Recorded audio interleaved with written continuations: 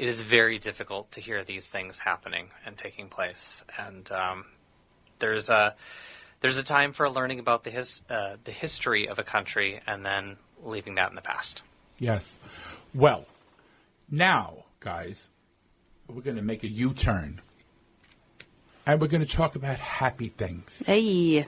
Because this is the Gaily Show. It's an LGBTQ plus focused, uplifting show. So I wanted to end on this happy note. As you know, John Parker does an ad for Fargo Moorhead Pride. Mm-hmm. And I am dying to go to Fargo Moorhead Pride. I've never been to it.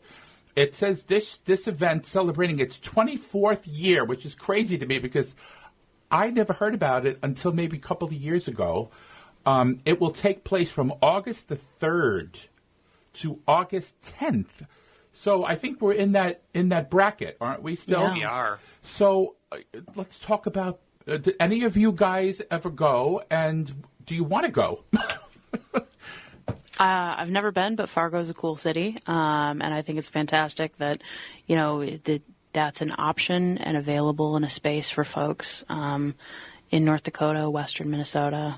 Yeah, Moorhead is part of Minnesota, yes, mm-hmm. And I heard it's nice. I mean, after I heard about this, I was like, Fargo Moorhead as a pride? Have you? Well, you probably know more than anybody else, being that you're a chairperson on Golden Valley Pride. Well, I didn't know much about Fargo Moorhead Pride prior to about January of this year, but we do have a collective group of pride organizations that meets in January, February time frame here in the Twin Cities, and it's prides from Fargo Moorhead, Duluth, metro-based prides all the way down to Decorah, Iowa, which is close to where I'm from.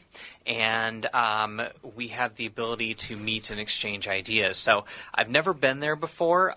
Love to hear more about it. I do think it's great that there's that option up there. Yes. As someone who looked at going to college up there, having something like this up there now after I am out of college is definitely good to see. Yeah. Yes. Well, I just want to say before we close, because we're almost out of time here, there's also Range Iron Pride, there's MN People of Color Pride, Austin Pride, Bemidji Pride, Twin Cities Black Pride Festival. There's so many prides this month, guys. And I want to thank my co-hosts, Austin and Nick. You guys are fantabulous. And my name's Philip Anthony, and I want to thank John Parker for giving me the chance to host this amazing show, and to my producer, Patrick. Leah, I'll see you next week, Patrick. We're going to have Helen Reddy on. Helen Reddy is fan club president on the show, so take care, everybody. Love you. Some people won't give you the real talk on drugs, but it's time we know the facts. Fentanyl is often laced into illicit drugs and used to make fake versions of prescription pills. You can't see it, taste it, or smell it. Suppliers mix fentanyl into their products because it's potent and cheap, and the dealer might not even know. Keep yourself and others safe by knowing the real deal on fentanyl. Get the facts. Go to realdealonfentanyl.com. This message is brought to you by the Ad Council. The possibility of lung cancer can be pretty scary, especially if you're one of approximately 8 million current or former smokers at high risk. That's why SaveByTheScan.org wants you to know that now there's a breakthrough low-dose CT scan that can detect lung cancer early, and it only takes 60 seconds. You stop smoking. Now start screening. For an easy quiz to see if you're eligible, visit SaveByTheScan.org. It could save your life. SaveByTheScan.org is brought to you by the American Lung Association's Lung Force Initiative and the Ad Council. When facts matter, you turn to WCPT 820, Chicago's progressive talk. A fair balance where the facts come out. Real news, real talk. AP News, I'm Marcela Sanchez.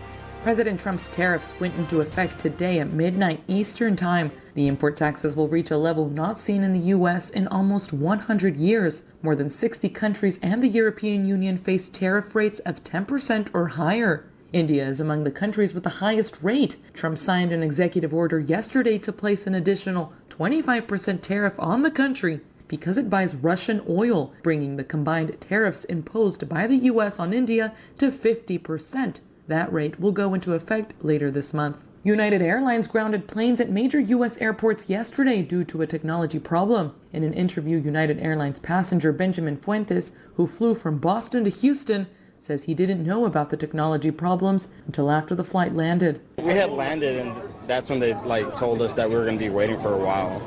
And we didn't get no further news till maybe an hour into the wait, when they finally told us, the whole system's down nationwide. That's audio from KTRK. More than 1,000 flights were delayed, and some disruptions could continue today. An Army sergeant is accused of shooting 5 soldiers yesterday at the Fort Stewart Army base in Georgia. The injured soldiers are expected to recover, and authorities have not given details on a motive. Officials have identified the shooter as 28-year-old Sergeant Cornelius Radford, who used a personal handgun and not a military firearm. In Central California, a massive wildfire has now become the biggest blaze of the year. More than 800 remote homes and other structures at the northern edge of Los Padres National Forest are threatened by the Gifford fire. And in China, authorities have been taking measures this week to stop the spread of chikungunya. As of yesterday, the government reported more than 7,000 cases, mostly in the southern manufacturing hub of Foshan. And the majority of people who get chikungunya recover without needing medical attention after 1 to 2 weeks. This is AP News. U.S. health officials have issued warnings on 2 separate Boston Scientific heart devices recently linked to injuries and deaths. The Food and Drug Administration has issued alerts for electrical problems tied to Boston Scientific's heart-zapping defibrillator systems and a separate issue with a heart implant used to reduce stroke risk. An issue with the defibrillator wires could cause the implants to fail to deliver adequate electrical shocks. Some patients may need to have the devices replaced. Separately, the FDA highlighted new updated instructions for the company's Watchman heart implant, which closes a portion of the heart's left atrium to reduce the risk of stroke. Boston Scientific says the increased risk of dangerous blockages in the bloodstream is due to how the device is implanted, and says the problem is not related to the design of the device. I'm Lisa Dwyer. And I'm Marcela Sanchez, AP. This is 8:20 a.m. WCPT Willow Springs and streaming worldwide at WCPT820.com. We are Chicago's progressive talk, where facts matter. Now your WCPT 820 weather update. From the Weatherology Weather Center, I'm meteorologist Jennifer Wojcicki. We'll see a few spotty showers and thunderstorms possible late today. Otherwise, a blend of clouds and sunshine develops, a high around 90. Winds out of the southwest around 5 to 10 miles per hour. Then for tonight, a chance for showers and thunderstorms, cloudy, a low near 72. Friday, a slight chance for showers and storms, cloudy skies, high of 91 degrees. Saturday, sunshine, high of 93. That's your latest Chicago weather update. Currently, it's 76. Some people just know they can save hundreds on home and auto insurance by checking Allstate first. Like to check your house sitter has the new code first before leaving for vacation. System lockout. But that's the code. Contacting authority. I'm out of here. Oh, seriously, the car too? Yeah, checking first is smart. So check Allstate first for a home and auto bundle that could save you hundreds. You're in good hands with Allstate. Not available in every state. Potential savings vary. Allstate Vehicle and Property Insurance Company and affiliates, Northbrook, Illinois. WCPT 820, Chicago's progressive talk, where facts matter. Welcome to Choose Views with Richard Chew. Get ready to dive into a world of insightful conversations and thought-provoking discussions. As progressives, our job is to have an all-inclusive, full-on assault with all of our players. A show that focuses on moving our political, social, economic, gender, and cultural conversation forward. And all of our players means all of our players. It's Choose Views. And now, here's your host, Richard Chew. Good Thursday morning, progressives. And, of course, welcome to the August 7th, 2025 edition of Choose Views. 773-763-9278 is our Credo mobile phone and text line. Feel free to give us a call and tell us what's on your mind. Look forward to hearing from you guys if you got something to say. Always text us. Text us, not text us. Text us at that number as well. That's why it's a Credo mobile phone and text line. But good to be with you this morning. Catch my show, find my show on Facebook Live, TuneIn Radio, and, of course, YouTube. You can also, in the afternoons, if you don't catch it this morning or all of it this morning, you can catch us on WARR, which is 105.7 That's the FM station down in North Carolina, if you happen to be down there, or 1520 AM. But you can just go to their website also, WARR Radio. The show is broadcast there. Follow me or email me at richard@WCPT8to20.com. Follow me on X, Instagram, LinkedIn, Facebook, Blue Sky, Threads, and Substack. And catch all of our shows, of course, by subscribing to our WCPT podcast, Apple Podcasts, Spotify, and iHeartRadio. There you can get our featured interviews of Choose Views and the short versions and the long versions, as we say.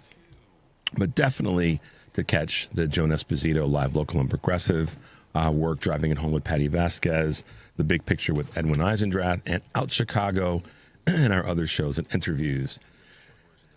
Yes, making your way over to heartlandsignal.com. Got some, we'll try to get to some of the clips that we have from there today. Bless you. But most definitely some really good information that you guys will want to check out. And on today's show, we have our good friend Sarah Jones from PoliticusUSA, The Daily, will be with us in the 6:30 hour. So we're going to be getting to that segment fairly quickly. And then we will have University of Michigan law professor and author of the book Lawless, and that's Leah Litman, will be with us in the 7 o'clock hour. So looking forward to talking with her about her observations of the Supreme Court and all the shenanigans that are going on there. So we'll be talking with Sarah about what's happening with Texas and Trump and all the rest. And we'll be talking with Leah Litman about the Supreme Court today. So looking forward to that. But right now, check this out, progressives. Who, by the way, Senator John Cornyn has asked the FBI to get involved and find, arrest, or bring back the Texas legislators. Yeah, this is interesting. Clearly, my senator. Now, listen, I'm about to tell all of MSNBC a secret. I actually don't hate Senator Cornyn at all. And right now, what we have is a senator who actually is a real Republican who's doing everything that he can to make it seem like he's a MAGA Republican so that he can get through his primary. But Senator Cornyn, this is not him. This is somebody that sat on our Supreme Court in the state of Texas. This is somebody who typically works in a very bipartisan way, unlike Senator Cruz. This is somebody who is literally doing everything that he can to hopefully get some of that MAGA base that is riled up to vote for our corrupt attorney general, because now I'm convinced the only way that you can succeed with MAGA is you got to cheat on your wife, you got to have some felonies hanging over your head, you got to do something that makes you a little saucy before they will get behind you. And that's exactly who A.G. Paxton is. And unfortunately, he is consistently leading in the primary polls on the Republican side. And so Senator Cornyn knows that the FBI can't get involved and ain't going to get involved as it relates to some little civil situation that was signed off on by the Speaker of the Texas House. But the MAGA base won't know that. So that was Representative Jasmine Crockett from Texas on MSNBC with Ali Velshi. Excuse me, guys. Henry and I both got the coughs and the little sniffles and the sneezes this morning. All right. So why that clip and what's meaningful in that? There's a lot of stuff that's there. And I think that she speaks to something that's personal to her, and that she said, I don't hate John Cornyn, or he's not one of the Republicans, GOP members that I have an issue with, because she doesn't, and for whatever reasons, more detailed they are, probably because he presented himself as a reasonable or rational, whatever the hell that is, Republican, and he's tolerable for her to do what she's got to do to get the job done. And I like the way she put it. He is my senator, recognizing that's showing respect. If you think about that, I thought she's showing respect to the seat, that he is my senator, state senator. Those are statewide offices, federal and statewide offices. But I think the other thing that's critically important in this is she knows that he is playing the game. And as much as she's trying to give him some favor and some space, as she put it in her description, she knows that they're playing a game. And that game is a dangerous one, because if the MAGA followers don't like the way that you sit and stand on issues, then they're going to cause you some hell. Now, if Republicans are afraid of that, that's fine. But I don't want a Democrat on the planet to be in any way, shape, or form or fashion to be afraid of MAGA. Okay? Let's just be honest. Why would you walk around and be afraid of MAGA? They're just I know what people might say, yeah, but Richard, they're out there threatening and they got their... What I've seen is that unless it's an outlier, talk about lone gunman or literal lone gunman or lone act, MAGA's not rolling into blue areas causing hell. They haven't. There's nothing, if we are going to trust the mainstream media, that there's been no reports that I've seen that are credible where suddenly MAGA's, hovering down on a city. Now that maybe some of the members of ICE are MAGA, so that, there's some conversation to be had there. But I just want us to pull up our whats and rearrange ourselves and pull our shoulders back and recognize that MAGA doesn't get to intimidate us. What I pulled out of this piece that I want to share with you guys, I want to say to you guys this morning, MAGA doesn't get to intimidate us. GOP members don't get to intimidate us. And we don't want our representatives on any level to be intimidated by them. So we have to support them. From the mayor of your city to your, county and regional representatives, your state people, all the rest, we have to support them. And as I've said this, I know some people, come at me, and that's fine, keep coming, about having the backs of the people that we have elected. I do. And that means not only having their backs when it comes to what they're doing, trying to do with their political, with their policies and all the rest. And listen, y'all, they need to do better. Stop harping on, well, they didn't do this. Okay, well, did you clean up your room? Did you take out the trash? And I'm not oversimplifying it, but I'm saying, but just stop nitpicking. Get in the fight and do some work. I get emails from people whining and complaining about every single Democratic leader. Well, get in the game and do some work. Whatever level they're on. Send them the email that you're upset about what they're not doing in a perfect way. Send them the email. Let them know, hey, wait a minute. Mayor Johnson, I'm not happy about that. Let him know. Let the governor know. Let the state representatives know. Let all of them know. But do it in a way that's constructive and it's going to move us forward. I mean that. And when it comes to, this broadcast, listen, we're going to promote our elected officials to do a better job. How thick of a skull does anybody have to not get? We're pushing them to do a better job. We have their back. We have to have their back. And this is why I'm saying this. When I was putting together my notes on this, Jasmine Crockett made it clear of what they're really doing in playing this game. We have to have their backs. And we also have to push them to do a better job and to be more creative and to be more forceful and all of those things. That's all part of it. Because of what she said. They're, meaning the Republicans, the GOP, the afraid of MAGA GOP, are playing a game to stay in office, not to get things done. Do you all understand that? They're playing a game to stay in office to get their votes. They're shape-shifting in some ways to get their votes. And in the conversation around how we have to be better as voters, as folks that are out here trying to make a difference or feel that our leaders should be doing more on all levels, we've got to recognize that the other side is playing the game in a way that is to just get votes and to stay in office. They're not actually, what is it legislatively that the Texas House of Representatives, the Republicans are getting done?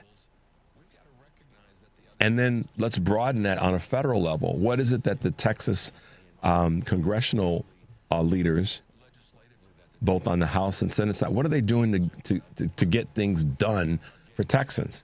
We have a couple of clips that we may get to today that speak to how the Republicans are trying to navigate this conversation out of Texas when it comes to what they are saying about a couple of interviews, one on CBS and another on CNN that we may get to today. If we don't, we'll try to bring them to you tomorrow. The point I'm making is they're already playing they're clearly playing the game of let's just lie about it. And what I mean by that, and this is tying back to Jasmine Crockett, then we're going to go to a break, is that they know that this sort of warrant, if you will, or as she said, signed by it has no meaning, no standing. They know that, but they're doing it for the clicks and the likes and giving MAGA this feeling like the big bravado Republicans are going to come snatch people out of the state of Illinois. They didn't. So this is the other part you got to understand. They have not committed a federal crime, so the FBI has no purview either, by the way. Just for those who have been listening, that's why you have to talk about these things and pull them apart and support our representatives like the Jasmine Crockett's and others who are speaking the truth about it, and these Texas representatives that have come to Illinois. They know what their rights are. They know what they're allowed to do. So I just wanted to speak to that this morning, and thank goodness for Jasmine Crockett for just having a little bit of laugh in her voice around, they're just playing this game, and we know that. So, all right, guys, let's take a quick break. The number is 773-763-9278. This is Choose Views on the Credo mobile phone and text line, and we will be right back.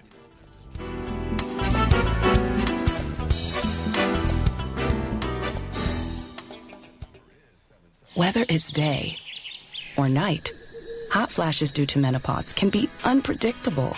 That's why there's Veoza, a prescription treatment proven to reduce the number and severity of hot flashes day and night that can start working in as early as 1 week. Based on clinical studies measuring efficacy at 4 and 12 weeks, individual results may vary. Talk to your healthcare provider about what this may mean for you.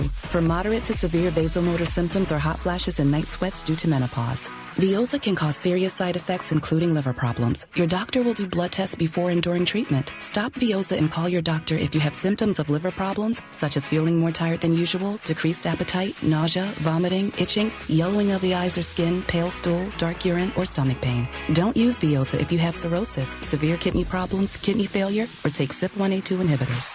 Ask your doctor about Veoza.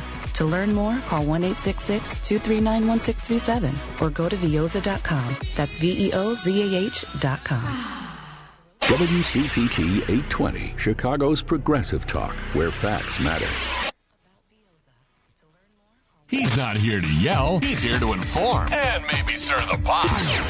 This is Choose Views with Richard Chew on WCPT 820. All right, Choose Views news this morning, this August 7th, 2025. Bring you a couple of quick items that I was reviewing. Gas guzzlers are back and back big. Now, we've talked about this a little bit before. Electric vehicles once looked like the present and future, but regulatory changes have U.S. automakers reaching for a familiar playbook. Unburdened by EV mandates, Detroit is pivoting back toward gas-powered vehicles, SUVs, and pickups. What the vehicles lack in fuel efficiency, they deliver in revenue, according to the Wall Street Journal. This is a multi-billion-dollar opportunity over the next couple of years, according to Ford Motor CEO Jim Farley. While EV investments will continue at reduced levels, the return of profitable combustion engines could mitigate the sting of tariffs. The T word is in pretty much every conversation, the sting of tariffs. So think about that for a second. Tariffs are impacting our environment in an indirect and a direct way, because gas-powered vehicles are going to be the way for, just think about that for a second. The way for Ford to make a bunch of money is by going back to a thing that they already had determined, based on the science, was harmful to our environment. Think about that for a second. Just let that resonate. And why? Because of how the tariffs will impact and have impacted their decision in terms of what their product line should be. We'll talk about that some more. That's a conversation that we need to have, and I'm looking to talk to a couple people that have some more specialized knowledge. We'll get to that. All right, McDonald's nostalgia is paying off. What do we mean by that? McDonald's is reviving its 1970s McDonaldland mascots. the latest in a series of nostalgia-fueled promotions, boosting sales and producing solid earnings, according to reports yesterday. Building off the blockbuster success of the snack wrap reboot, the fast food giant will dip back into its archives and revive several notable characters, including Henry's favorite, the Hamburglar, my favorite, McGrimace, and for a limited time, the adult Happy Meal. The adult Happy Meal. Come on, Henry. On August 12th. It appears to be working. McDonald's reported a second quarter increase in system sales of 6%, and revenue rose 5% to $6.84 billion. Yep, Hamburglar and McGrimace. There you go. A couple more. Apple plans $100 billion U.S. investment. Apple will commit to spending another $100 billion on U.S. manufacturing, according to Bloomberg, citing anonymous sources as companies scramble to curtail costs associated to new tariffs. CEO Tim Cook, is expected to appear alongside Donald Trump at the White House. I believe they did have that meeting to announce this deal. So there you go. Last but not least, Hulu and Disney, and you can already see it on their broadcast, are merging, are set to merge in 2026, but you're starting to see some of it now with their broadcast. Disney will merge its Disney Plus and Hulu platforms next year. The company announced yesterday, creating a unified streaming service with a wide range of offerings for both kids and adults, and hopefully improving profits once again. Streaming was key to Disney's second quarter earnings success, also announced Wednesday. The entertainment giant added 2.6 million, mostly international subscribers to Disney Plus and Hulu, and increased overall revenues 2% to $23.7 billion. Its park business also saw steady growth. All right, guys, there you go. A couple of Choose Views news items on this Thursday, August 7th, 2025. All right. So one of the things that I had mentioned briefly before we went to the break is this: what's happening happening as part of this conversation around Texas and Texas representatives being here in Illinois. And we have some clips that we'll get to probably in the 7:30 hour that I want you guys to hear, and we'll talk about it. But I want to come back to something that is part of a conversation that we're having over at Heartland Signal. And what I said a moment ago about why what the Democrats out of Texas are doing makes sense is because, first of all, when we talked about quorum yesterday, they're allowed to do it. They are allowed to do this. Let us not be fooled. And one of the staid, kind of old tricks from the Republicans, from MAGA, from the GOP, is to put out these threats of law enforcement retaliation, i.e., we're going to come arrest you. It's that old meme about, we're going to come arrest you, we're going to come get you, which gets back into this. You guys think, I shouldn't say you guys think I'm crazy, but you got to understand that a lot of what I look at and review and research ties to some things that I know personally and from stories told personally to me. And here we go. Obviously, I said this yesterday, the power grab by the GOP is based deeply in racism. This gerrymandering and redistricting is based strongly in that space. Now, I know that people are going to say, yeah, but the Dems are doing it, and, Pritzker this, and Hochul that, and, News. Okay, fine. We got to fight fire with fire, and I'm fully behind that. But let me, the threat part that I wanted to speak to is this. One of the things that they do, the GOP has done, that the racists have done, is use this sort of, we're going to sick law enforcement on you. And there's a part of this conversation around the GOP, specifically Paxson and the House leader in Texas and the governor, Abbott, doing this. And what I mean by doing, saying that they're going to send out law enforcement to go and get these people that left, that represent the Democratic representatives, and sicking the FBI. That's that old chasing former enslaved folks garbage. That's where a lot of that comes from, in case you guys didn't get that.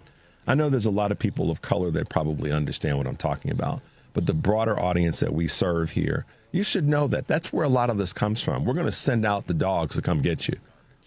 That comes out of that racist enslavement, Jim Crow, ugly, ugly, ugly stain and original sin, Jake Tapper, the real original sin of our country. That's where that comes from. So, one of the articles that was posted, I shouldn't say we, but that was posted by Rich Eberwine, talks about this redistricting conversation, and that, you know, more than 50 House representatives from Democrats, I should say, from Texas left the state. We know that now. But once again, what does the mob do? What does the GOP do? There was a threat. There was a bomb threat that became notable enough that the St. Charles Police Department said in a statement they had to clear or evacuate the area as they took the steps necessary to conduct the investigation. So this is once again the GOP trying to use this threat of authority to rain terror on people, because this is, and so this comes back to what I said earlier about being afraid of MAGA. They use this tool of, we're going to bring law enforcement out on you.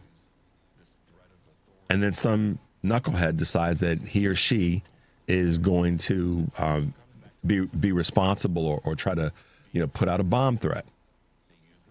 For what? To what end? Now, was it credible? That's not the point. What's credible is that the threat was made and that people's lives were put into a terrorist mode. GOP, y'all. MAGA, y'all. That's who they are. But we can't be afraid of that. I commend these 50 Texas State House Democrats that left the state for doing it in the first place, but I also commend them for not yielding and saying, okay, well, we'll come back just because of these, arcane, crazy folks that they have to deal with. So just think about that for a second. And for those who don't like the fact that the Democrats are not going to, in Texas, are not going to let these threats prevent them from doing what they got to do, and they don't like the support of a J.B. Pritzker or the potential support of a Hochul or a Newsom or others, too bad. Too bad, MAGA, because this is where we are. You all decided that you wanted to play the game this way, and I am 1,000% behind our leaders deciding to play the game in a way that's designed to win, because we have to have some wins on a federal level. And then this is, I said this day before yesterday, the reason that this matters on the state level is because these are state representatives that are having to deal with this.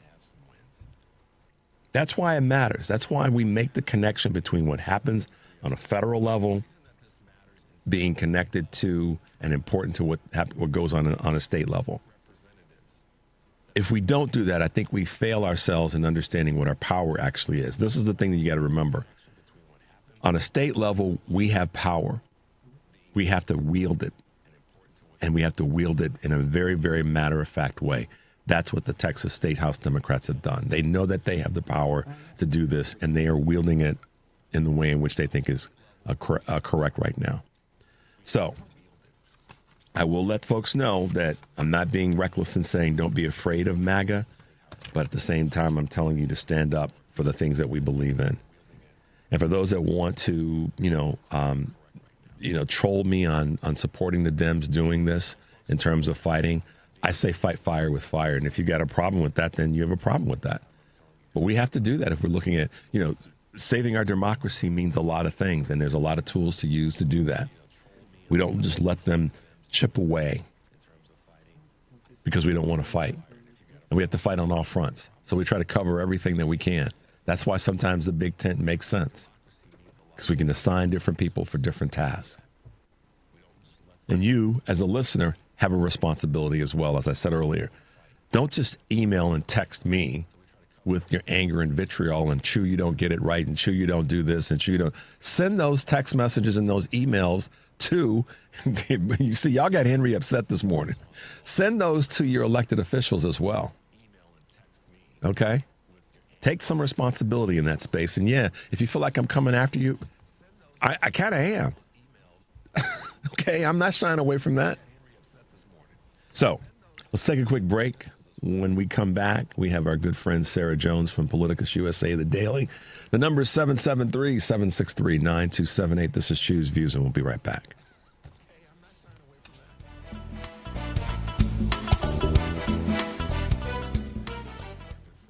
1 in 4 Americans today are living with a disability. I'm one of them. People with disabilities are extremely talented, resilient problem solvers that have so much to offer. And we've got a trusted ally on our side, an organization we can rely on, Easter Seals. Easter Seals is leading the way to full equity, inclusion, and access to healthcare, employment, and education for people with disabilities, families, and communities. That's my Easter Seals. Make it yours. Learn more and get involved at easterseals.com. When a student lacks basic needs like food, clothing, and learning materials, attending school can be a challenge. And that can make it impossible to thrive. At Communities in Schools, we address this issue by ensuring that students have everything they need to re-engage in learning, access to technology and school supplies, and even emotional support. By bringing communities of support to students, we're achieving equitable learning conditions. And that's what Communities in Schools is all about. Learn more at communitiesinschools.org. You're listening to WCPT 820. Here's the latest Chicago weather update. From the Weatherology Weather Center, I'm meteorologist Jennifer Wojcicki. We'll see a few spotty showers and thunderstorms possible late today. Otherwise, a blend of clouds and sunshine develops, a high around 90. Winds out of the southwest around 5 to 10 miles per hour. Then for tonight, a chance for showers and thunderstorms, cloudy, a low near 72. Friday, a slight chance for showers and storms, cloudy skies, high of 91 degrees. Saturday, sunshine, high of 93. That's your latest Chicago weather update. Currently, it's 75. This is WCPT 820, where facts matter. You're listening to Choose Views with Richard Chu on WCPT 820, Chicago's Progressive Talk. Hey, progressives, welcome back to the show. 773-763-9278. Glad to be with you this morning. As I said before we went to the break, when we come back from the break, we'll be with our good friend Sarah Jones from the Dailies from the Daily PoliticusUSA. Good morning, Sarah, and welcome to the show. Good morning, Richard. Thanks for having me. It's good to be here. Absolutely. Well, you guys, Sarah is a very, very, very, very busy person, and she keeps me up to speed on a lot of things that are important in our conversation these days. And I'll say this right out of the gate. Make sure you are following her, so most definitely on Substack, PoliticusUSA, and The Daily. She has so much great material that she writes and comments on, along with her partner, Jason Easley. So make sure you are checking them out. But Sarah, let's dive deep into the deep end of the pool. You may have heard me before we went to break talking about Democrats fighting in this conversation around what's happening down in Texas with this redistricting and gerrymandering. And you had a great post about Democrats tell Trump to blank you. That would be the soft, clean way of saying the F word, and vow to fight fire with fire when it comes to this Texas gerrymandering. Let's talk about that for a second. And of course, my state of Illinois and our governor has decided to step right into the void and be there as a supporting character. Yeah, I saw that, and he really is living up to everything you've said about him. He's making such a powerful move of protection for democracy and just not backing down. And that's what we need to see right now. And in terms of the gerrymandering fight, I only came in at the end about the disagreements about it, so I'm not sure where everybody stands. But at this point, I'm not sure how anyone can be against Democrats doing what they have to do to keep our democracy, because it's very clear that if we don't get power back of the U.S. House in this midterm election, things are going to get much worse than they are right now, and that is not a positive direction. And so I say that as somebody who I have been an institutionalist the entire time I've been writing. So I think it's like 15 years now. This is the opposite of where I was until the second Trump term, when it was clear that America is broken and that the institutions aren't going to save us. And I think, President Joe Biden really, really tried to shore up all those institutions, and he did so much good work to do that he won't get recognized for. And I saw that he was in, like, the lowest position in one of the polls. It's just really sad how Americans have been so misled about what's going on in their government. But at any rate, so I don't know what the exact argument is, but and I see a lot of Republicans saying, oh, Democrats do it just like us, and that's not true either. And people, CNN came out and said that's not true. Like, it's just, and Brookings fact-checked that, it's just not true. Republicans really started this in 2010. That was the backlash to President Barack Obama and to Obamacare. Yep. Which has now saved so many people's lives. And again, like, that's another example, because progressives were part of that backlash. They abandoned him over that. And that's part of how I wish that the Democratic Party, that liberals and progressives could look at that, look at 2010 and say to yourselves, do we want to redo that?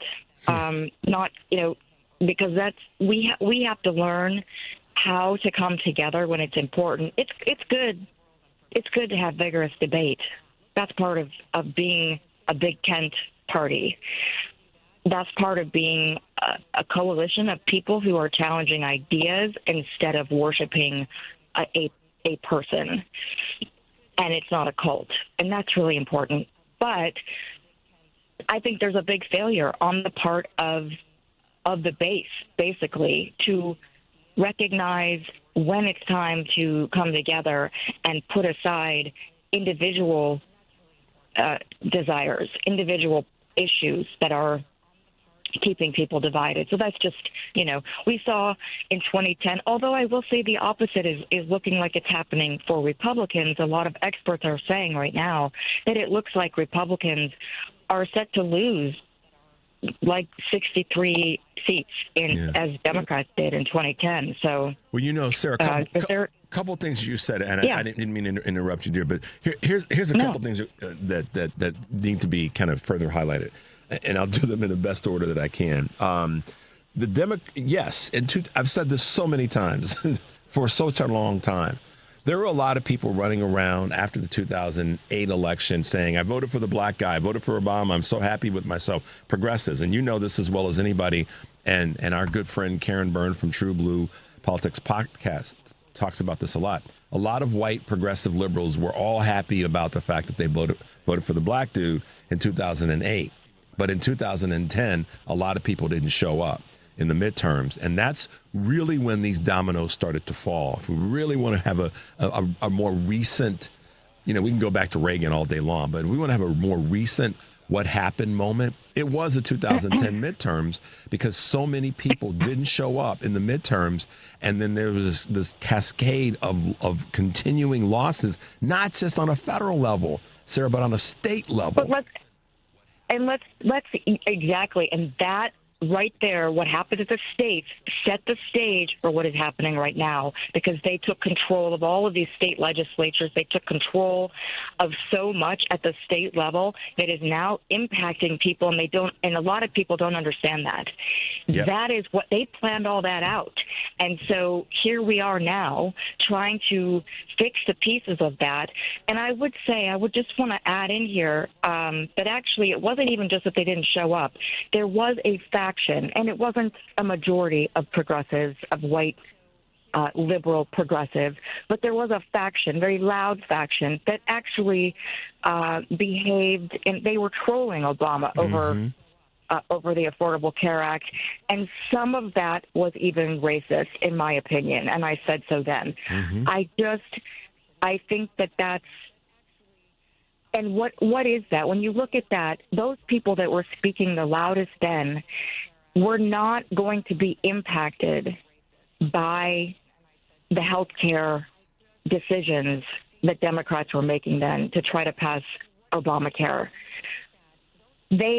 Most of those people were in a position of privilege, so they used their loud voices to try to kill something that was going to help vulnerable people. And I would just say, let's look at the Democratic Party and look at who has been the driving force of it, and that is Black women.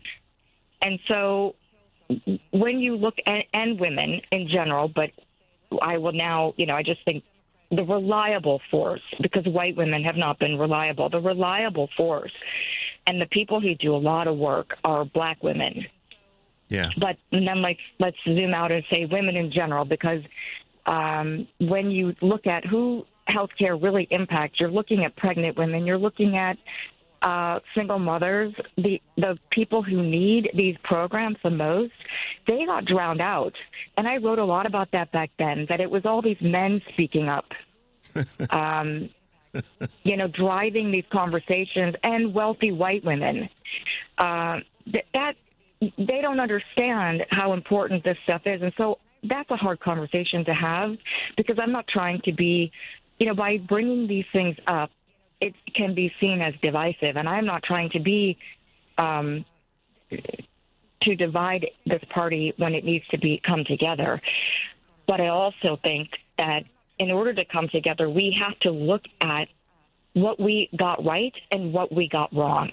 Yeah. And I think one of the things that we've historically gotten wrong is that we've let white men, and I talk about this every time I'm on your show, I'm pretty sure, we let white men speak for everyone. And that is one of the things people might not even know, that that's the problem that they're so upset about, because they've identified it as the establishment, they've identified it as older politicians, but it's really the status quo of wealthy white men speaking for everyone else. Well, look right now, Sarah. This is why, and I'm going to give you this because I can. That's something that people have been asking folks to speak about and talk about. So you've always got a safe space to talk about that or to bring that up as a reality here. It doesn't take the responsibility off of other people to do their part, but we also do have to identify the thing that is the elephant in the room. And I spoke about this, I have every day this week, that this play in Texas right now, this play has deep roots in racism. Deep roots in racism and American racism, not just Texas racism, but American racism. And the way even now that they're going after or talking about sending out the dogs and the thugs and the FBI to go get these people goes back to another racist trope about, the slave hunters. This is a real thing in America that Americans oftentimes don't want to talk about, because it makes you have to face what the country has done, irrespective of party, because the parties have shifted. But that's a part of this conversation that I think that more and more people have got to be willing, if they truly, let me put the caveat out there, if they truly want to fix things, then they got to be willing to have that conversation. And that's why I applaud you for what you write about, because you take on some tough stuff and you really bring out, the fact that we've got these issues. Let's be honest about them. Let's deal with them. If we truly, and the key word is truly, want to see the country progress. I would say, to your point, that a lot of the wealthy white men and mindset in America doesn't want the country to progress unless they are the ones that are driving the car. And you can lay That's exactly it. Yes. You can lay that over any topic, and it will come back to that, and that's a reality. It just is. And that is something that people they don't understand. So when they turn to places for their news, where are they getting their news from? Whose podcast are they listening to?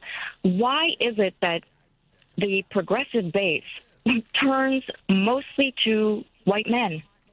And a lot of times, these people are Republicans or former Republicans. Mm-hmm. I don't know what it is about the Democratic base, but that's who they prefer to get their news from for some reason.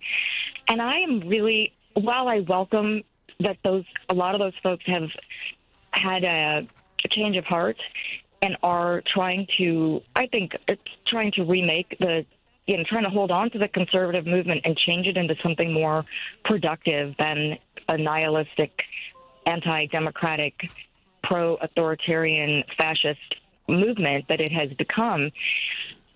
I don't trust people who were fine with what George W. Bush was doing. Mm-hmm. And I think he laid the groundwork for a lot of this stuff. And so I think we have to look at where we're getting, well, why are you trusting people like that? This is stuff I hope people would ask themselves. And about the thug comment, I just want to comment because that came up yesterday when Trump called the teenagers who they claim allegedly attacked, or the one teenager who seemed to have, this whole story has become such a fictionalized story by people on the right that I don't really know what happened yet, and I don't think any of us do. But Trump called one of those teenagers a thug. And that, of course, that word itself is a racist dog whistle, and I wrote about that yesterday. That's the negative imagery of black males. He does that on purpose.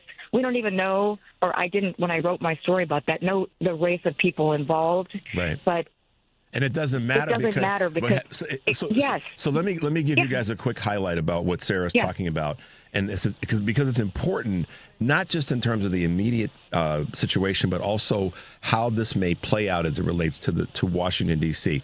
And guys, we're talking with Sarah Jones of the Daily and PoliticusUSA this morning here on WCPT and Choose Views. And what Sarah's talking about is, and you guys may have heard this, Trump uses the, quote, big balls attack tale as a dog whistle distraction. What is that all about? It gets into this idea that Trump has been been testing the waters for a few weeks now of wanting to be able to take over Washington, D.C. under federal control. And because of this attack, whether it was real or not, staged or not, that after a member of DOJ, a DOJ staffer, that's one of the other things he wants to add to his bucket of reasons to try to take over running, from a federal standpoint, Washington, D.C. So, Sarah, the baton's in your court. Yes, exactly. And then so what he did is try to use the word thug and crime rates when actually violent crime has gone down in D.C. to tie that to the justification for taking over D.C., which Republicans have been doing that, tying crime to black people as a reason to justify their excessive use of force and to justify them taking power away from voters. Basically, that's what it comes down to. Right. So even though this is using black people as the punching bag, it is really hurting everyone. It dilutes.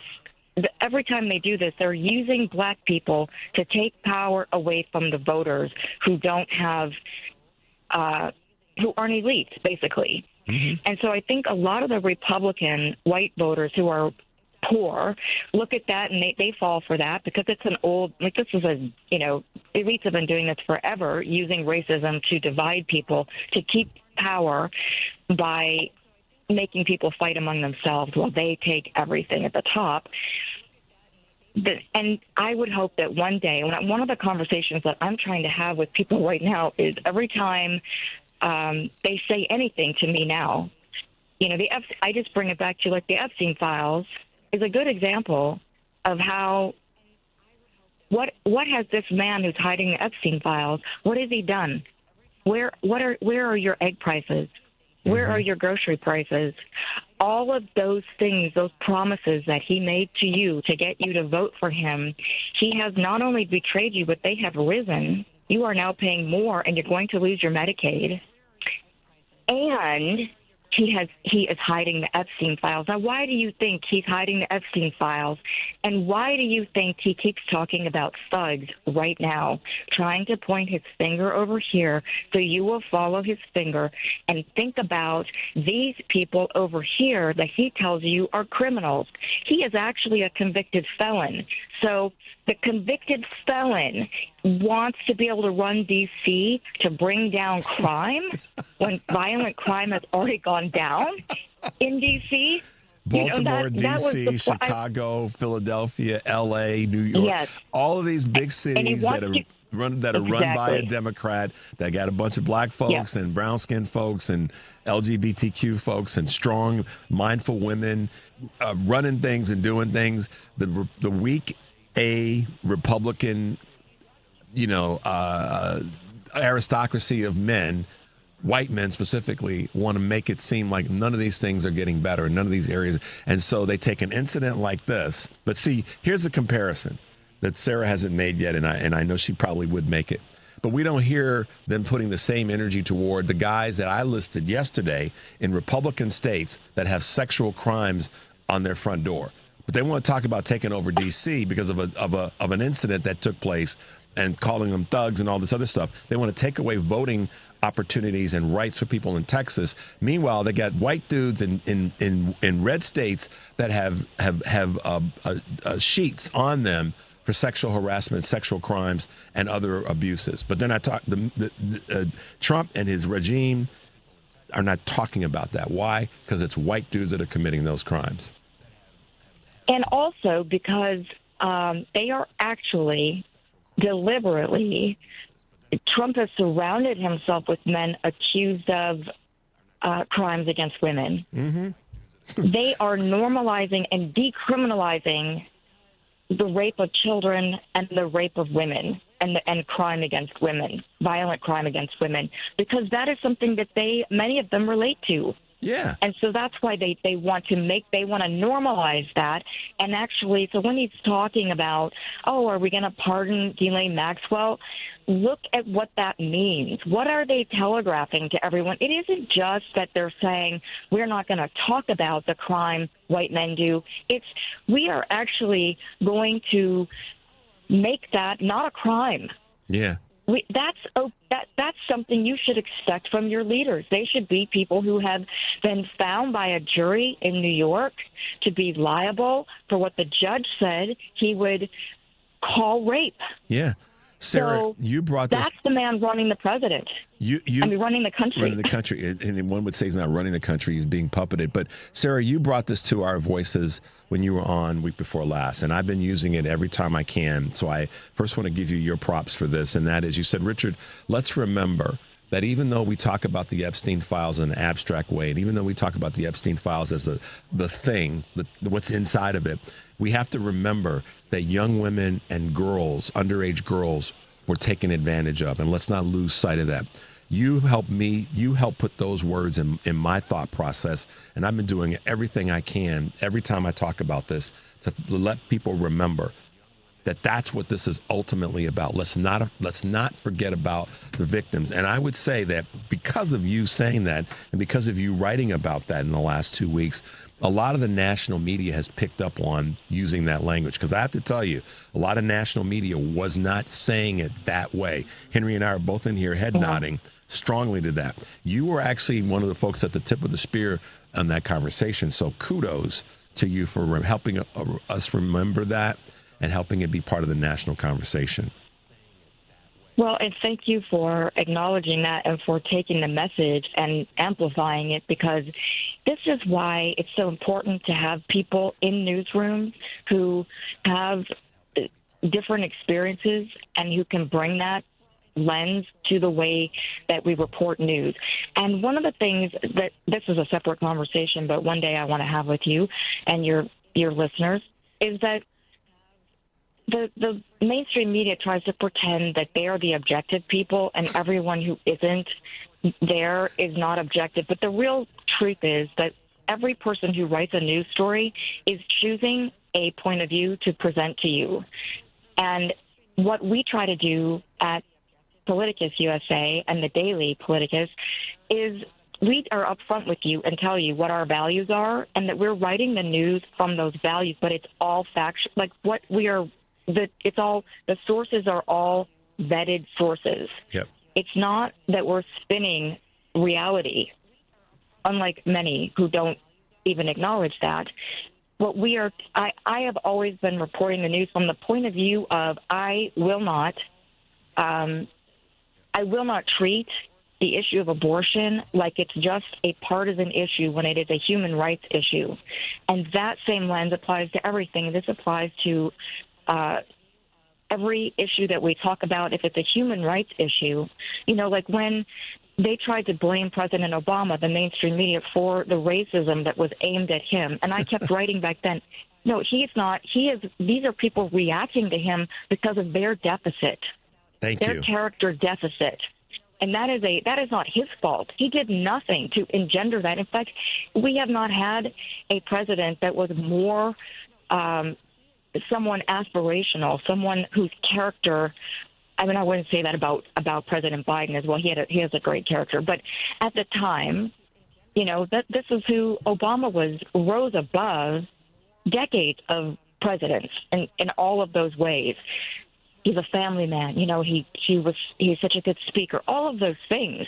He wasn't out there making negative comments like we hear Donald Trump do every day about Democrats and about the Democratic base. And I don't hear the media ever going after him the way they went after Hillary Clinton when she made one comment about Republican conservative base. So I just think that all of those things, like when somebody's telling you a news story, they are telling it from a point of view. And a lot of times it's from the corporate point of view, which is now the elite point of view. And it's run by who? And that is a decision. And it's run by white men. Those are all run by white men, all of them. And so that is you're getting the news from that filter, and they're claiming that's objective. It's always objective. Whatever is said is to be objective is what is the status quo and keeps those people in power.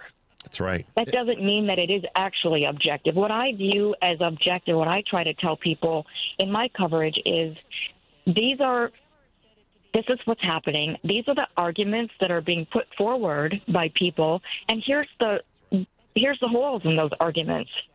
Yeah. And here's the values that they're being presented from. So I don't see the Republican and the Democratic policymakers and lawmakers as the same. They're not both siding things. One side is only doing things to help the elite. The other side is oftentimes trying to do things to help people. Not always, but often. And that matters. And helping and more. We're not going to be able to change anything if we can't say that. Well, that's the part that I, first of all, I agree with you. And obviously, we're, as usual, coming to the top of the hour. But yes, the point that Sarah is making that I fully agree with is the right is taking stuff away from you versus the left, which ain't perfect, is trying to give things to you and make sure you have the things you need to survive. And that is a difference. There's no both siding to that. The right is not doing that. They're intentionally trying to take things away. This redistricting in Texas is a perfect example of that because it goes deeper than just the representatives and their votes. It gets into the resources and such that those folks in those districts would have. So once again, Sarah puts a nice stamp on where we should be and how we should be thinking about many of these topics and items.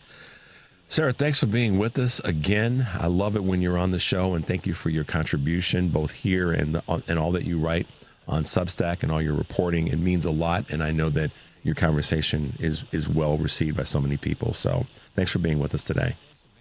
Well, thank you so much for having me, and I would say the same for you and keeping people uplifted and strong as you do on your show every day. Thanks, Sarah. Appreciate it. We'll talk to you soon. Sarah Jones, the Daily Politicus and PoliticusUSA. We'll talk to you soon. Bye now. Bye. All right, guys. Top of the hour. Let's take a quick break. When we come back, we will be just talking with another strong voice, Leah Litman, the author of the new book Lawless, right here on WCPT. This is Choose Views 773-763-9278. We'll be right back.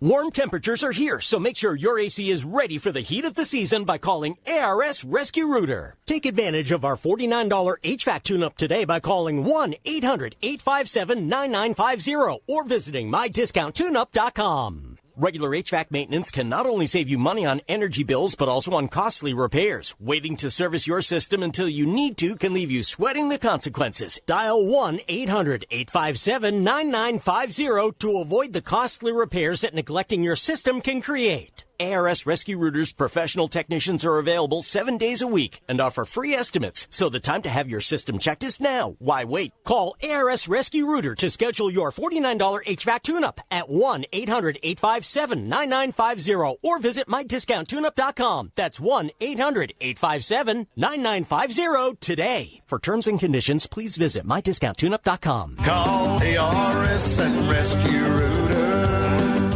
This is a WCPT 820 Heartland Signal News Minute. Illinois is leading the whole country. There is no other state right now that has a campaign like this. That's Chris Brown, president of Brady, United Against Gun Violence, speaking to WCPT's Patty Vasquez about Pause to Heal. The public-private partnership seeks to raise awareness of firearm restraining orders in Illinois. These civil orders temporarily prevent someone in crisis from purchasing or possessing firearms. Suicide is not inevitable, and often it's the difference of about 15 minutes on average. It can be just an episodic moment. The difference is having access to lethal means. And I'm raising it in the context of the Pause to Heal campaign, because in the states that have done really deep education campaigns, what they've found is a material reduction in suicide. For WCPT 820 and Heartland Signal, I'm Andy Miles. You've still got it, but your immune system weakens as you age, making it hard to fight the flu, pneumococcal pneumonia, RSV, and COVID-19. Ask your doctor or pharmacist which vaccines you need. Sponsored by Pfizer. AP News, I'm Marcela Sanchez. An Army sergeant shot 5 fellow soldiers at Georgia's Fort Stewart. AP's Lisa Dwyer has the details. In the latest act of violence on a U.S. military installation, 5 soldiers were shot during an active shooter situation on Fort Stewart. 3rd Infantry Division Commander Brigadier General John Lubas. This morning, shortly before 11 o'clock, an active duty soldier assigned to Fort Stewart, Georgia, shot and wounded 5 of his fellow soldiers here on Fort Stewart. Thankfully, all are in stable condition and all are expected to recover. General Lubas identified the shooter as a fellow soldier. We have identified the alleged shooter as Sergeant Cornelius Radford, an automated logistics sergeant assigned to 2nd Brigade Combat Team. Of the 5 who were wounded, 3 of the 5 required surgical intervention. General Lubas credited the quick reaction of surrounding soldiers, who immediately intervened and subdued the shooter. These soldiers, without a doubt, prevented further casualties. I'm Lisa Dwyer. Earlier today, President Trump's tariffs went into effect. In Japan, the country's prime minister told reporters that his country is asking the U.S. to immediately correct tariffs that were not consistent with their agreement. Shigeru Ishiba says the deal states no additional tariff is added to items whose tariffs exceed 15%, and tariffs for other items would be capped at 15%. The Kremlin says a meeting between Russian President Vladimir Putin and President Trump has been agreed on. This would be their first meeting since Trump's return to office. A technology issue prompted United Airlines to ground planes at major U.S. airports yesterday. More than 1,000 flights were delayed, and passengers were still experiencing disruptions today. This is AP News. AP correspondent Karen Shamas reports on France's largest wildfire in decades that is ravaging the south of the country. France's wildfire continued to burn at a slower pace and spread on Thursday, having already ravaged more than 40,000 acres in the south of the country and killed 1 person. Although firefighters attempted to put out the flames, the blaze, which started on Tuesday and quickly spread through a region battling weeks of dry and hot weather, remained uncontained. However, a drop in temperature overnight, combined with weakening winds, helped to improve the situation. The fire has swept through 15 communes in the Corbière Massif in the Aude region of France, destroying or damaging at least 36 homes. An investigation is ongoing to determine the cause of the fire, which has left behind a landscape of total devastation. I'm Karen Shamas. More information at apnews.com. I'm Marcela Sanchez. This is 820 AM, WCPT Willow Springs, and streaming worldwide at WCPT820.com. We are Chicago's progressive talk, where facts matter. Now, your WCPT 820 weather update. From the Weatherology Weather Center, I'm meteorologist Jennifer Wojcicki. We'll see a few spotty showers and thunderstorms possible late today. Otherwise, a blend of clouds and sunshine develops, a high around 90. Winds out of the southwest around 5 to 10 miles per hour. Then for tonight, a chance for showers and thunderstorms, cloudy, a low near 72. Friday, a slight chance for showers and storms, cloudy skies, high of 91 degrees. Saturday, sunshine, high of 93. That's your latest Chicago weather update. Currently, it's 75. Lowe's knows when you're looking for reliability, the right brand makes all the difference. And now, Lowe's is the exclusive home improvement retailer for the Whirlpool water treatment line, including their Wi-Fi softener, under-sink filtration system, and more. With Whirlpool's proven performance and our everyday low prices, better tasting, better quality water is within reach. Shop pro-trusted brands like Whirlpool and more, in-store or online. Lowe's. We help, you save. You're listening to WCPT 820, because facts matter. Richard Chu's got his eyes on the truth. And you're right where you need to be. This is Chu's Views on WCPT 820.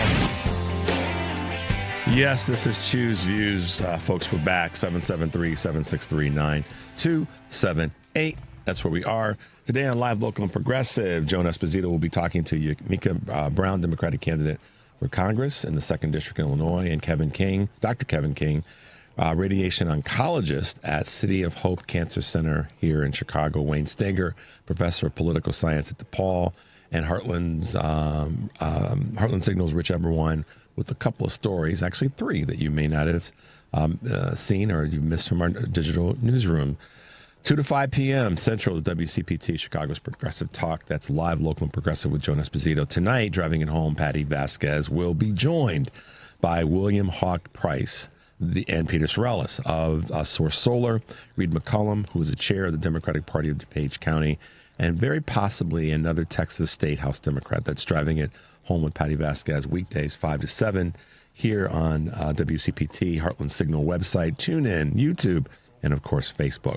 Tomorrow, Anderson Clayton, chair of the North Carolina Democratic Party, Karen Byrne, True Blue Politics podcast, and Mark Upgrove, president and CEO of the LBJ Foundation, presidential historian of ABC News, and author of 6 books on the presidency.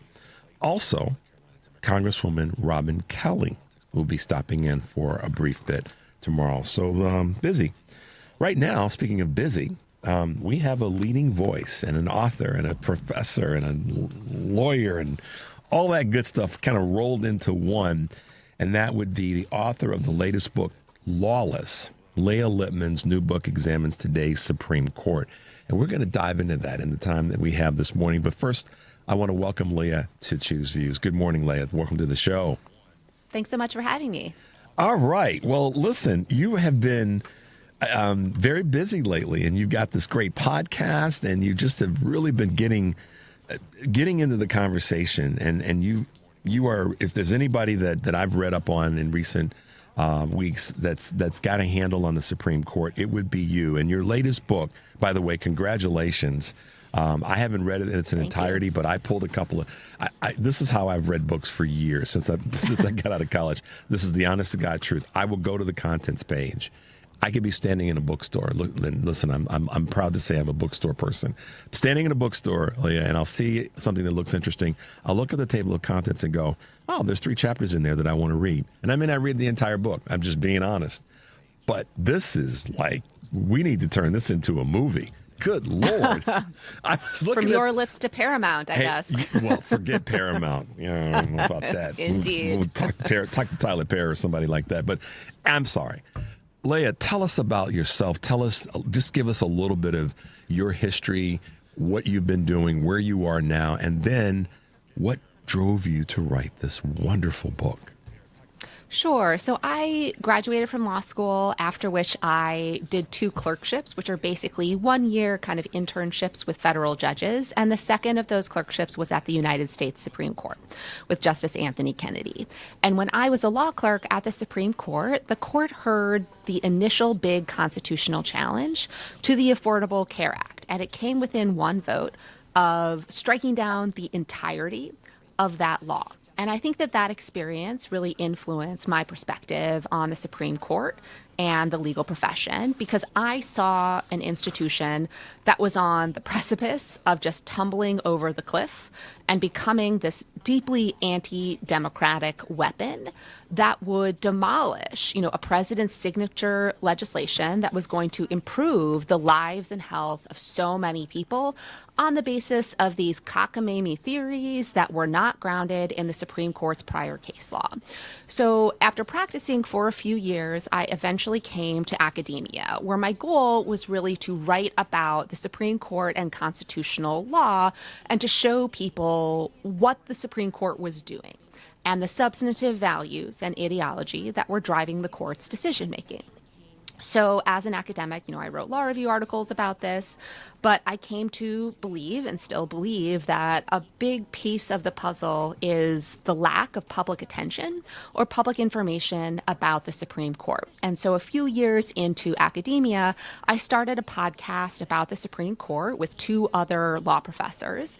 And we do episodes every week that follow what the Supreme Court does and try to break down its business into plain English so that people have a better insight into an institution that is notoriously opaque and difficult to understand. And the book is very much a part of that project as well, because to my mind, what I saw is when Justice Brett Kavanaugh was confirmed to the Supreme Court, people were still not realizing the existential threat to Roe versus Wade that Republican appointees posed. And that continued even after the Supreme Court heard the case, the oral argument about whether to overrule Roe. People were still insisting they weren't actually going to do it. And so I wanted to provide a book that explained how the Supreme Court came to be, how it is fashioning the law, and where it might go next based on, again, the political talking points and ideology and approach to the law that is driving the current court. And that's such a great description. Guys, there's so much to talk about. So Professor, I'm going to ask you right now, I'd love to have you back. This is an ongoing. Seriously, I want to have you back, and I'd love to be on your. The court provides us an endless stream of content, I'd be happy to. Yeah, and I'd be honored to be on your podcast because of my nerdism when it comes to law and specifically the Supreme Court and the way in which the arc has changed so dramatically. You make a great point. I mean, listen, the title of the book speaks for itself. It's called Lawless, you guys, How the Supreme Court Runs on Conservative Grievance, Fringe Theories, and Bad Vibes. I'm holding up to the camera right now in case you can't, for everybody to see. But think about that for a second, guys. The subtitle, How the Supreme Court Runs on Conservative Grievance, Fringe Theories, and Bad Vibes. So, Leah, Professor, break that down in terms of the grievance portion, the fringe theories, and the bad. What does that really mean in the context of what you've seen most recently with the research that you did to put this book together? Absolutely. So by bad vibes, I mean to draw a pretty pointed contrast with what people imagine law to be. They imagine law to be something that is objective, determinate, not totally inextricably linked with politics. And I don't think that describes what the modern Supreme Court is doing. I think too often they are drawing on their own feelings and the general zeitgeist and approach to the world that is animating the current Republican Party. So that's what I mean by bad vibes, really a sense in which the justices are repackaging their own personal feelings and the political agenda of the Republican Party into the law. And just to take one example of this, a little over 10 years ago, the Supreme Court, in an opinion authored by Chief Justice John Roberts, struck down one one of the key provisions of the Voting Rights Act, the section that had required certain states with especially poor histories of racial discrimination to obtain the federal government's permission before they enacted any changes to their voting laws. And the Chief Justice's opinion said this law was unconstitutional because it treated the states unequally, and it constituted unfair punishment for the South.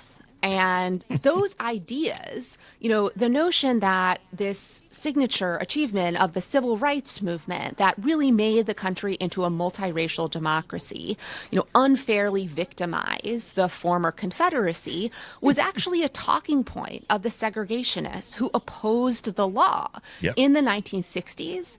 And after. I mean, Strom Thurmond referred to it as, unfairly punitive. Ronald Reagan, when he opposed expanding and renewing and amending the law, called it, humiliating for the South. And so those were, again, the political talking points of the Republican Party's objections to the law, that the Republican justices on the Supreme Court just transformed into the law by basically slapping the word principle, after equal sovereignty. Yeah. And so that's kind of what I mean by bad vibes. They are taking the agenda of a party that is hell-bent on minority rule, and rolling back the 20th and 21st century and declaring that to be our fundamental law. And one key element of those bad vibes is this notion of conservative grievance, by which I mean, the conspiracy theory that basically everyone in the country is out to get religious and social conservatives and Republican elites and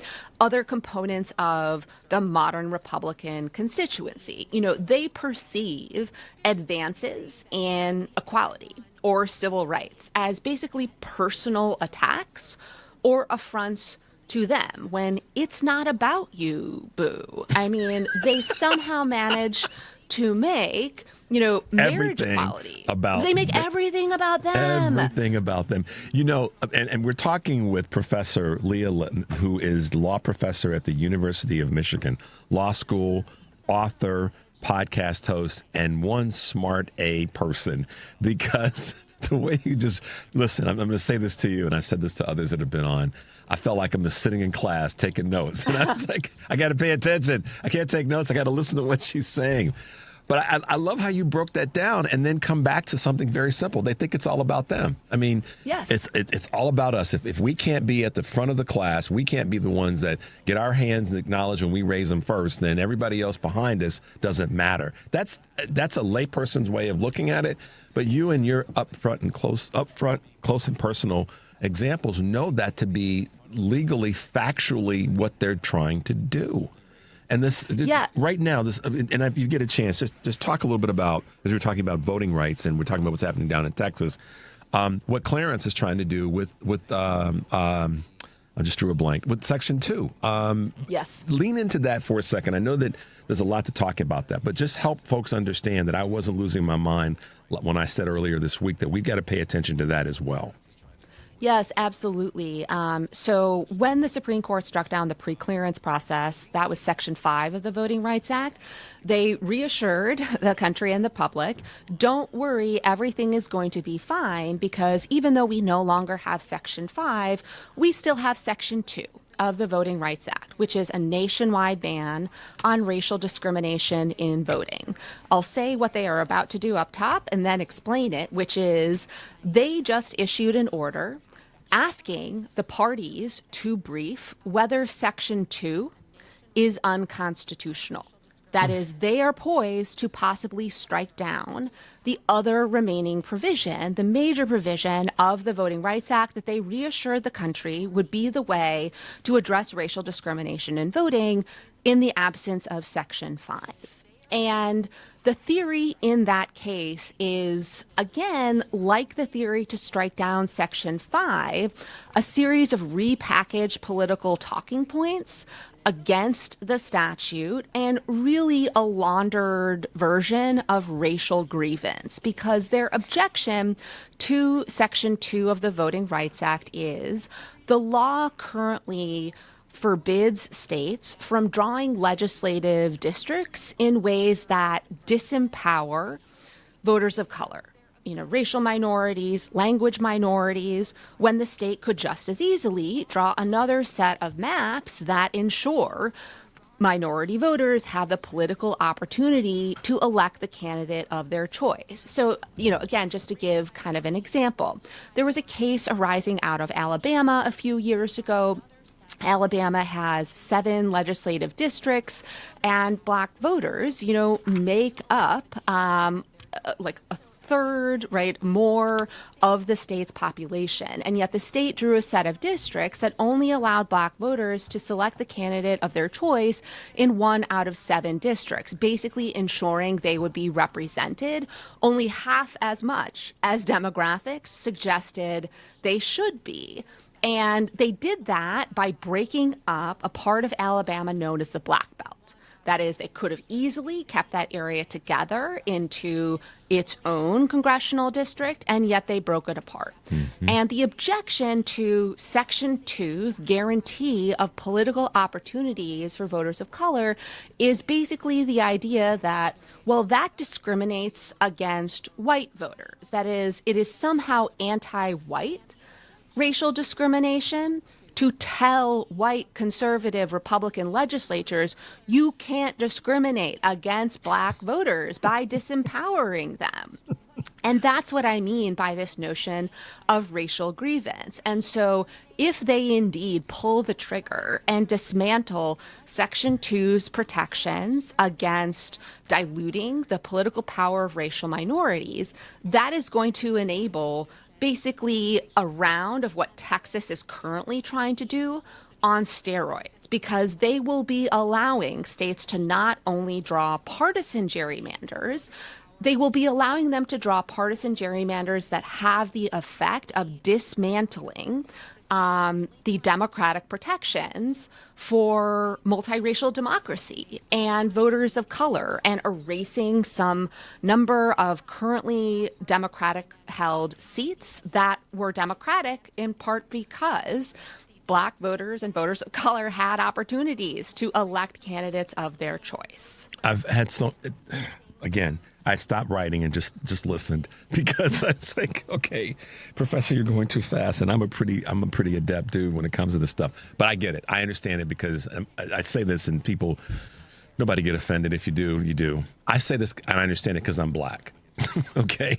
So I get it's to the core of my being. And I'm chronologically old enough to have lived through what the 60s represented in terms of civil rights for all Americans, irrespective of their creed, color, or origin. And I understand that to my core. So what you just described is, I get people say to me, Chu, why didn't you talk more about the Electoral College? Well, listen, we can't fix the Electoral College if people can't vote in the first doggone place. And you laugh because I'm right, not that I need to be right. But isn't that correct? We can't fix a lot of stuff. We can't fix any civil rights issue, any states' rights issue. We can't fix any of this stuff if something like Section 2 gets eliminated, because then it says that people in certain communities have no voting power. It's their end around to get away from talking about the John Lewis Voting Rights Amendment, Voting Rights Act. So anyhow, I nerded out for a moment because you pulled me into your, your cauldron of law and talking about what's happening with the Supreme Court. So, Professor Litman, let me ask you this question right now. Do you feel, not do you feel, but what do you feel? What do you think? What is your vision as to how we get out of this craziness and move into a direction where we're fixing some of these issues that we have? I mean, the train has left the station. We already know that because we've got 6 versus 3. But what can we do? People ask me all the time, okay, Chu, what do we do? How would we fix this? Mm-hmm. Yeah, I mean, I do think that the first step is mobilizing the public and engaging in this public information and public education campaign that will show people and teach people what the Supreme Court is up to. Because I think right now, if I snap my fingers and immediately Democrats return to power in the White House and Congress, I don't think there is yet a coalition among, Democratic political elites or perhaps the Democratic base that is really committed to the idea of democratizing the Supreme Court in the same way that they understand the Electoral College has to be fixed. Senate malapportionment has to be fixed. People have to be able to have the ability to vote. Dark money cannot overwhelm our politics. But the reality is you're not going to be able to do any of those things if you keep the current Supreme Court the way it is. If Congress enacted a ban on dark money in elections or a cap on dark money in elections, if Congress adopted the John Lewis Voting Rights Act, that too is vulnerable to this Supreme Court, which again is poised to strike down what remains of the Voting Rights Act. So I think the first step is really educating people about what the Supreme Court is up to and convincing them that it doesn't have to be this way, and that when they think about how our democracy has to be hardened and reinforced and fixed, they shouldn't just be thinking about the presidency, Congress. They also need to be thinking about the United States Supreme Court. And I think once you do that, once you build a coalition that is reflected among Democratic political elites, then you get to the next step, which is actually enacting these more systemic reforms into law. And we can talk about what those might look like, but I do think that the first key step is building that public support for the second step. Part of what I describe in the book is the decades-long effort that the right-wing legal movement committed itself to in order to capture and take over the Supreme Court. Changing an institution like the court takes time. And I think that, too, needs to be part of our understanding about what we are in for. Wow. So much great information and so much, but you've been able to break it down into some bite-sized pieces this morning. Just take a half a second. I know what the answer to this is, but help people understand what Senate malapportion means. I know what it means, but in the context of voting and how our country's laid out, just give a quick Absolutely. Down and dirty on that. So Senate malapportionment just means that the Senate system of representation does not really accurately reflect the will of the people. It is so skewed and malapportioned that you can have a majority of senators, so more than 50 senators, who represent significantly less than a majority of the population. Indeed, the senators who confirmed several of the Republican appointees, together they represent less than a majority of the country. So Senate malapportionment just refers to the idea that the Senate system of apportioning representation, giving every state 2 senators, skews that body's reflection and representation of public sentiment, public opinion, and more generally, democracy. Do we need 2 questions, and they're hard questions. Yes or no, if you can answer them this way. Do we need more senators, and do we need more justices on the Supreme Court? Yes and yes. Whew, there we go.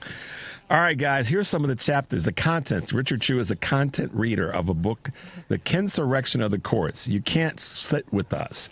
Winter is Coming, quote, for voting rights.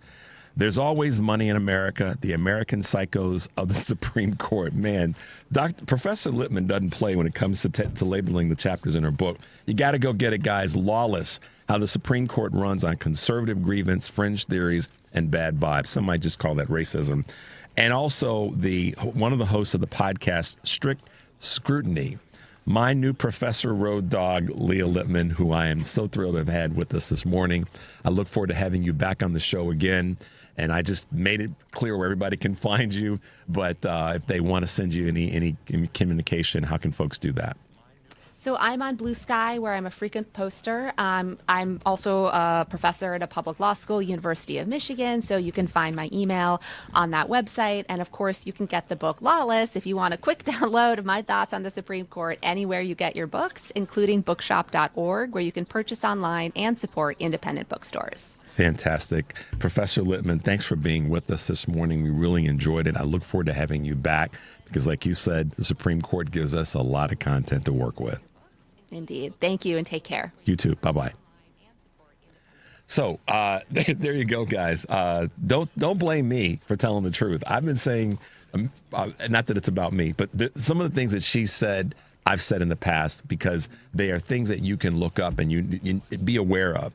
And I love how she put some texture to this conversation around what the Supreme Court is doing now to affect the future.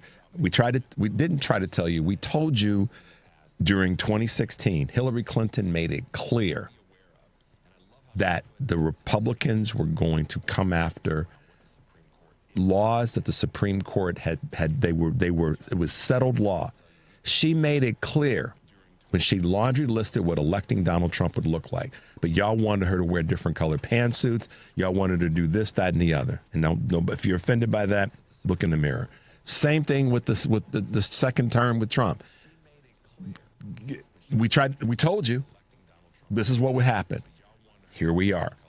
So I know some people might get a little bit undies in a bundle on that, but no lies told. We told you this was going to happen, and here we are. So thank you to Professor Litman for being with us this morning. Looking forward to having her back and her bringing us more content and information in this space, which is important. We're going to take a break. The number is 773-763-9278. This is Choose Views on the Credo mobile phone and text line, and we'll be right back.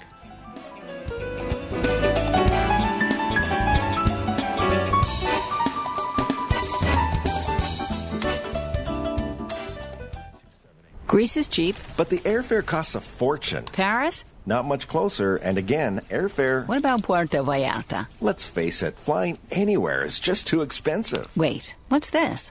Low-cost airlines. With one call to low-cost airlines, you'll drastically slash your travel costs. We're talking insanely low airline prices to any of your favorite destinations. Where would you like to go? London, Rome, Costa Rica, Australia? Wow, that's cheap. So why wait? Call now to learn how crazy cheap it is to fly anywhere in the U.S. or international. Our prices are so low, we can't publish them. The only way to get them is to call to instantly hear the most amazing best deals on airline travel. It's that easy. So call now and start packing. 800-708-3091. 800-708-3091. 800-708-3091. That's 800-708-3091. Excuse me, miss. Can I ask you a question? Sure. Can you recommend a bank that offers a full suite of commercial banking products along with excellent service? Yes, ABOC. What about a bank that has been in Chicago for more than 100 years and really understands the local business climate? ABOC. But I manage a labor union. Can you recommend a bank that really understands how labor unions operate and what banking products they need? Again, ABOC. ABOC first opened its doors in downtown Chicago in 1922 and understands the local business climate better than anyone. ABOC was founded by labor unions and still has union employees and shareholders today. So they really understand how unions tick and how their needs may be different.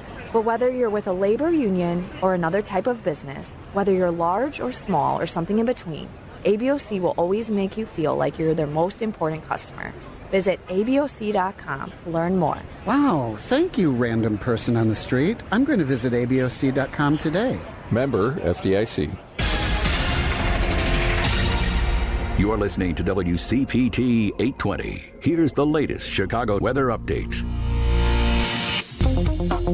From the Weatherology Weather Center, I'm meteorologist Jennifer Wojcicki. We'll see a few spotty showers and thunderstorms possible late today. Otherwise, a blend of clouds and sunshine develops, a high around 90. Winds out of the southwest around 5 to 10 miles per hour. Then for tonight, a chance for showers and thunderstorms, cloudy, a low near 72. Friday, a slight chance for showers and storms, cloudy skies, high of 91 degrees. Saturday, sunshine, high of 93. That's your latest Chicago weather update. Currently, it's 77. Alexa, play WCPT. WCPT from TuneIn. From the headlines to the heart of the city, Richard Chew breaks it all down. You're back on Chew's Views on WCPT 820. Hey guys, welcome back to Chew's Views, 773-763-9278. Wow, what a great segment with Professor Litman and what she brought to us regarding her book, Lawless, and most definitely talking about what the Supreme Court, how the Supreme Court is failing us, and how that part of our, I guess we could say, our American system is failing us. And she really did lean into that in a very, very concise way. So look forward to having her back on the show. And we will definitely have her back and talk more about not only the book, but some of the work that she's doing with regard to the podcast and all the rest. So Professor Leah Litman, professor at the University of Michigan School of Law, great place to be, and lots of good learning that takes place there. All right, so one of the things that we talked about in the earlier part of the show has to do with the gerrymandering that's taking place and the redistricting that's taking place in Texas. So here's how I wanted to just bring you guys a couple of things that are clips that are at our heartlandsignal.com website, and comment on not only the content of the clips and what some of the folks are saying, but also speak to the thing that is how I would like to see reporters navigate when they have people on and they're talking about important issues. This will make more sense when you hear the clips. We have 3 clips that I want you guys to hear. The first one comes from Texas State Representative Brian Harrison. Do we have that one ready to go? And as we go through these clips, you'll see what I'm saying about how I'd like to see our people respond, but how I think that the mainstream media is missing opportunities to do a better job. So let's go to that clip, Henry.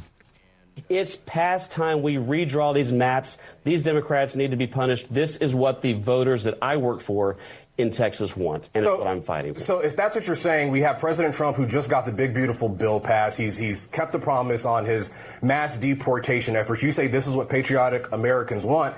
If that is the case, why do you need to redraw the maps to do it? Can you not just sell what the president and your party has done over the last 2 years to win the midterms? Did you ask Governor Pritzker that question when he drew? I didn't talk to Governor Pritzker. No, I want to know this. I want to know this. I didn't talk to Governor Pritzker. Anybody on your show ask Governor Pritzker to defend his map when he gerrymandered his map? If we had Governor Pritzker on the show, we would ask him that, Representative. But we're talking to you today, so I'm asking. No, but he did his map 2 years ago. He did his map 2 years ago. Hang on. Do you know what percent? So this is Brian Harrison. He is a Texas Republican representative that says that the Democrats deserve to be redistricted out.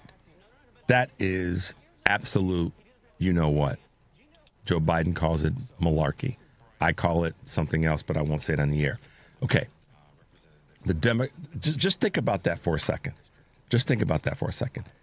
We have an elected official in the state of Texas saying that citizens of the state, that even though he represents a district, he represents the state. He's saying, face forward, that members of the state, he said Democrats need to be redistricted out. He's saying, though, that the people of the state need to be punished. Think about that. That's who the Republican Party is. We need to punish them. He's talking about the voters. Going back to what Professor Litman talked about in terms of the Voting Rights Act and the protections that are there. This guy has no care or concern one way or the other about that. Okay? He is concerned about one thing, and that's holding on to power and punishing people in the process. He needs to go. There's no question about it. Now, the person on the Hill, this devolved, and I didn't want to play the entire, because he immediately got off topic and wanted to come after, meaning Brian Harrison, the representative from Texas. he wanted to go right after Governor Pritzker because he felt that the governor's decision and whatever redistricting he may have authored was to do the same thing. It wasn't. Okay? But now that the Democratic governors are stepping up, they want to shift the conversation to what they want it to be about punishing people. To me, that's craziness. But that's who they are. Let us not forget that. That is who the Republican Party is. They want to. Remember I said how many times I've said the Republican Party is about taking away from and hurting American citizens, not helping? That's a perfect example of it. He wants to take away citizens' rights to vote and their representation of the goods and services that are meaningful to that district. That's all he wants to do. Now, the person on the Hill should have shut the interview down. Should have had the guts to shut it down. So you know what? We're not talking about that. You're not going to change the conversation. I'm asking you a question about this and not come after. Because then the guy started listing these numbers. And so that's part of this. Just prepare yourself, guys.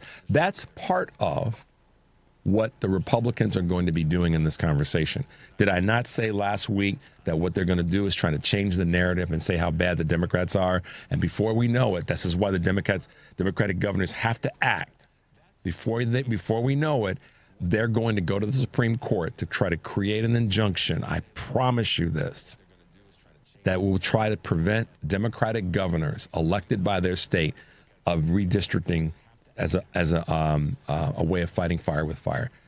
I'm telling you it's coming, because that conversation right there tells me that what Project 2025, the Heritage Foundation, and all of those folks have done is give them talking points so that it becomes part of the conversation so that they can justify their standing if they decide to take this to a federal level in terms of going through the courts to prevent Democratic governors from doing what Abbott is doing. You heard it here. So the guy from the Hill should have shut the interview down and made this guy talk about punishing someone. He should have said, you know what, if you're not going to answer my question, it's my show, you're gone. More journalists need to do that. They need to stop getting caught flat-footed. And when this garbage comes to them from the right, or particularly from the right, then just shut the interview down. Go to somebody else.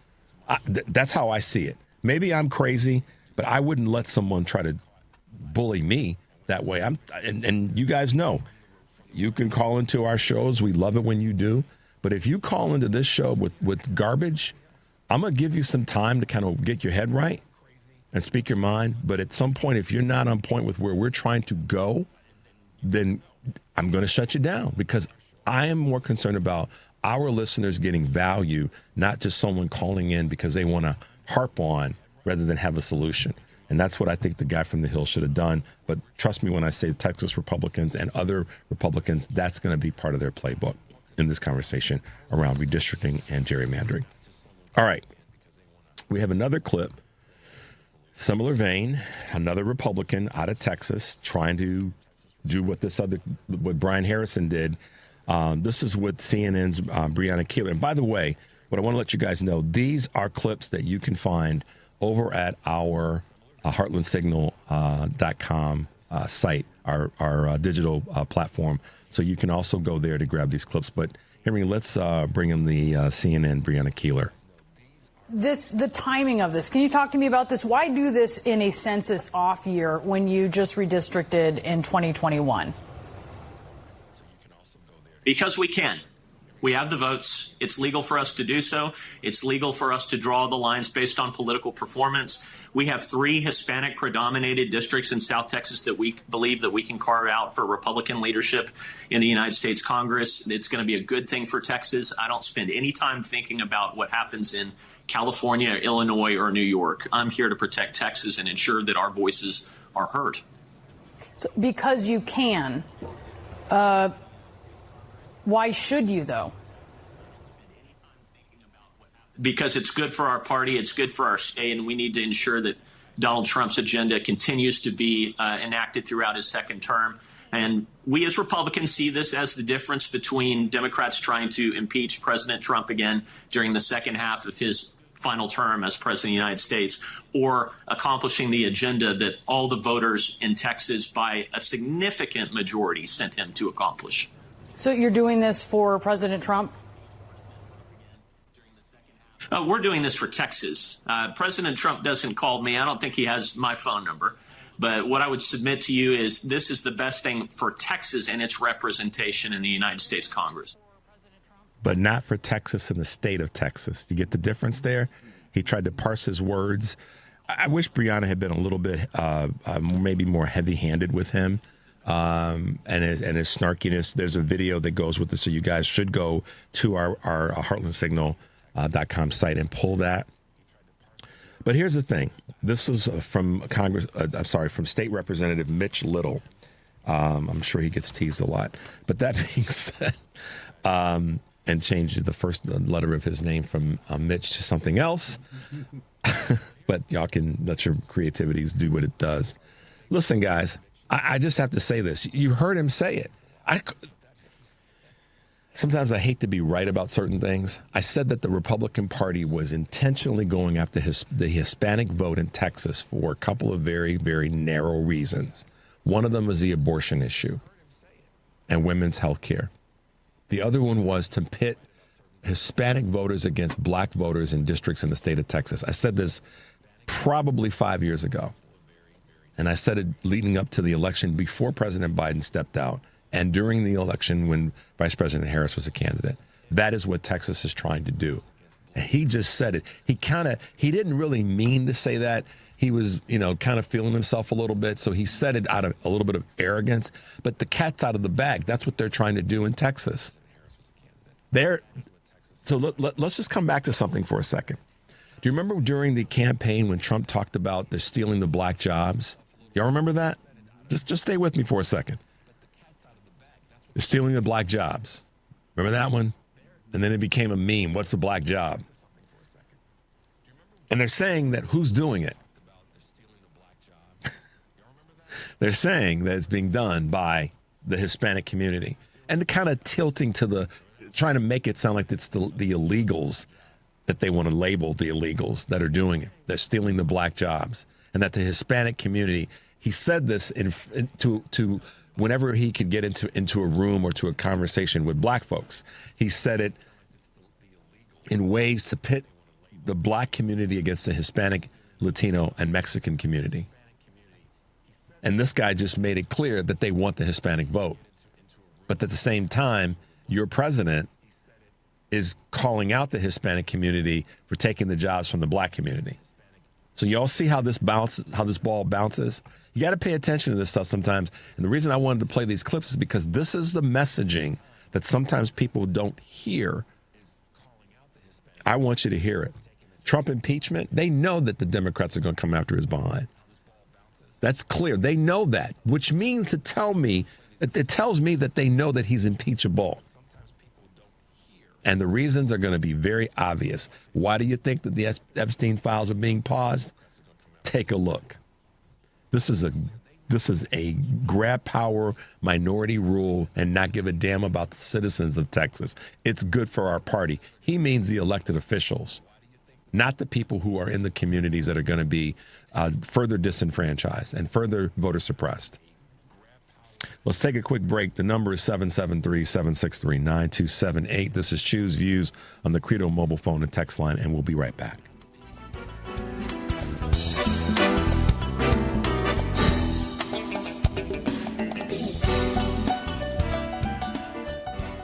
Hi, my dad founded Chicago Community Acupuncture. My dad did too. That's because we're sisters. Yeah, but it's true. You know, acupuncture has helped billions of people, but some people are still afraid of it. Why? They're afraid it'll hurt, or that it won't do anything to help them. That's silly. We get acupuncture all the time, and it's like less than a mosquito bite. And everyone knows that acupuncture can help a bunch of different problems. Not everyone knows that. Someone should tell them. I think you just did. So if you'd like to experience top quality acupuncture at half the price of other places, Come visit us at Chicago Community Acupuncture at Milwaukee Divine and Nagel. Call 773-853-0920, 773-853-0920, or our website, ChiCom Acu. Chicomacu. ChiComacu.com. Or ChicoMacu.com. Chicomacu. Either way, we'd love to help you. Start feeling better today. Chicago's Progressive Talk, WCPT 820, where facts matter. He's not here to yell. He's here to inform and maybe stir the pot. This is Choose Views with Richard Chew on WCPT 820. Hey, folks, welcome back to the show. So we have another clip as we come to the end of today's show that I want to highlight.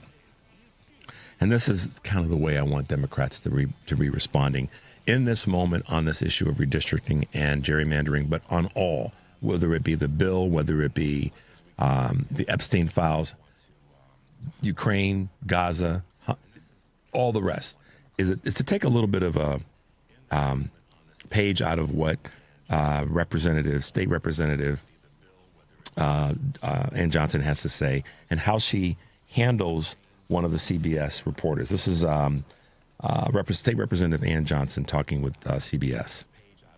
You know that Republicans in the state, Republicans out of the state, look at what you guys are doing and thinking you're running away from the fight. You're running away from your jobs by not being in Austin today. Yeah, no. Abandoning your job is going to Cancun in the middle of a deadly freeze, right? Abandoning your job is cutting health care when people need access. Abandoning your job is cutting public education when we already have one of the worst education systems in the nation. What we are doing is the fundamental protection by our founding fathers in the Texas Constitution that says the minority party has the opportunity to break quorum when you know that the majority has really gone off the rails.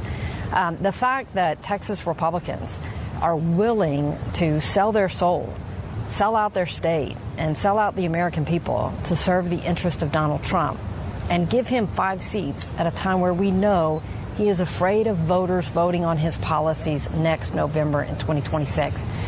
When Donald Trump called Georgia Republicans and said, I just need you to find me 11,000 votes, they said, no, sir, that's a step too far. But when he called Texas Republicans and said, I need you to steal me 5 seats, they said, does July work for you? Well, it doesn't work for us as Texas Democrats. This is not just about our voters. It's about the nation. And it's important for people to know they have threatened us personally. They have threatened our arrest. They have threatened our jobs. They have threatened us. The solution is if we show up today at 3 o'clock and sit and be quiet, then we get to keep ours. But it kills the voice of everybody in this country. And so we won't sit and shut up to have them shut up the voices of voters. Y'all hear that last 2 sentences? That's a sound clip that we actually should make, Henry, and maybe we can do that. And I know it's a part of the CPS broad. That right there. That's the essence in my mind of this. We will not shut up. We won't go back, sit in our seats quietly, and then let them run roughshod over us because that's cheating. She didn't just say. She spoke. Here's the difference between what Morrison had to say and what Little had to say. It was about them having power consolidated for themselves, not giving really a damn about the citizens of Texas, versus Democratic Representative Ann Johnson saying, we won't go back to save our behinds at the cost and the risk of citizens of Texas, voters in Texas, or throughout the rest of the country. She understands the national impact of this. That, to me, is how you represent. That, to me, is also how you deal with the question, a foolish question from someone in the media. You come prepared to say, no, we're not doing that. And this is how we're going to act. Stand on business, and she stood on business. And some people on the right may not like it. Those who follow this show, those who troll this show, those who call themselves center, moderate Republicans, and whatever else you label yourself to be. You may not like that, but that's how we're coming. That's how I want us to come. And I'm going to encourage every Democrat that I talk to and that I come across. That's how you fight this fight. There's no more tiddlywinks. There's no more, soft play with these fools. We have to break some tables. We do. We have to let them know, no, we're standing on business for the folks that elected us and those that didn't vote for us. And that's what Texas Representative Ann Johnson was saying. We're not going to go back to save our jobs. We're going to stay to protect the citizens of the state of Texas and other citizens throughout the country. And that, to me, has meaning. That, to me, is what representatives at any level should be about, is making sure that if you're going to stand for democracy, you stand for democracy, and you do it in a way that's beneficial to all. Because I promise you this, there are people on the right at this present time who think they're safe from this craziness and this carnage, but you're not. You think because you can get upset and rile and maybe send me a nasty email or a nasty text or send other folks that are progressive, liberal, Democratic voices nasty emails and nasty texts that we're going to be afraid of you and we're going to wither to you. We're not. We're going to still keep speaking our truth because it's what we believe in. You're not going to get us to bend our knee to your will as MAGA, GOP, Republican, whatever you want to go. It's not going to happen. And that's what frustrates you. You talk about owning the libs. Well, we're not to be owned. Enslavement ended over 100 years ago. We're not going to allow you to think that you can enslave us again. Not going to happen. And whether it be my radio sister on the West Coast, Stephanie Miller, the Tom Hartman Show, Professor of Everything Progressive, Joan Esposito, Live Local and Progressive, or Patty Vasquez, my bookend, That's Driving You Home. Our voices are not going to be silenced by you all that are running around pretending you're going to tell us the what for and what we can't say and what we cannot talk about. It's going to, like Professor Litman said, take a huge effort on our part to push hard, to stay motivated, to stay inspired, to stay focused, to get this work done. There's no question about that. But don't you think for a second that you're going to push us into the corner. Not going to happen. There's too many. There is truth in this statement. There are more of us than there are of you. And we welcome folks into the Big Ten. And yes, we know we got some holes in it, like Victoria Mart said yesterday that we need to patch up. We're not going to let you sort of browbeat us down and keyboard warrior us down. It's not going to happen. You may as well give up, because we sure as hell aren't going to give up. And I'm going to keep motivating to the best of my ability every single person that I talk to, every single person that is willing to come on our show, to keep doing the hard work that they're doing so that we can continue to fight forward and win this battle and win this war. And the reason is, I kind of go back to something that Professor Litman said about the importance of us working together, and that's something that Sarah Jones said earlier about us fighting together rather than fighting against each other. Now is not the time for us to fight against each other. So for the Democrats, no fighting against each other. Let's fight together. Let's fight together to win this battle. For those of you that are on the right that think you're going to break us, we got news for you. It ain't going to happen. We're a lot stronger than you might want to give us credit for. And maybe you should roll up your tent and go home, because it's not going to happen in this environment. It's great to be with you guys as always. What a joy to have Sarah Jones from PoliticusUSA and the Daily USA be with us. She's a great writer. You should check out the work that she is doing. And also, what a joy to have with us Professor Leah Litman, law professor at the University of Michigan Law School, author of the new book called Lawless. I love the title, Henry. How the Supreme Court runs on conservative grievance, fringe theories, and bad vibes, which I'll call racism. But it's the title of her book, Lawless, How the Supreme Court runs on conservative grievance, fringe theories, and bad vibes. You got to get a copy of it. So, guys, thanks for being with us as always. My man Henry keeping us on the rails. Looking forward to being with you tomorrow because it's Friday. We'll have Karen Byrne with us from True Blue Politics Podcast, Congresswoman Robin Kelly, and a host of others. Take a deep breath and make your life count. We'll see you tomorrow.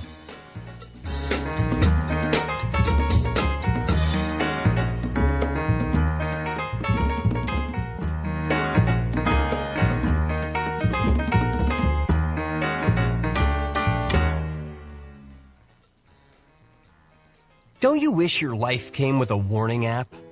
Stop. That dog does not want to be petted. Just a little heads up before something bad happens. Move your coffee cup away from your computer. Oh, no. So you can have more control. Stop. You're texting your boss by mistake.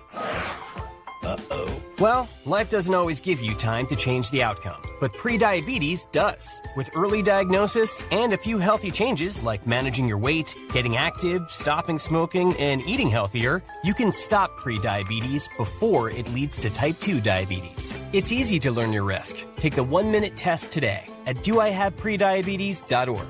Warning. The cap is loose on that ketchup. Ugh.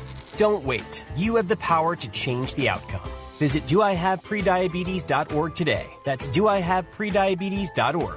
Brought to you by the Ad Council and its Prediabetes Awareness Partners. This is Tony Moret. I'm an estate planning lawyer who drafts living trusts and wills. Since the election, I've been hearing from my clients, many of them fellow WCPT listeners. And we all wonder, how did this happen and what can we do? The how is, of course, very complicated. My thoughts as regard to what we can do is simple but important. We need to take extra care of those we love. Having an estate plan using either a living trust or will can provide comfort in uncertain times like these. When the progressive values we hold dear are under attack, I feel we must make sure that our personal lives are secure and then work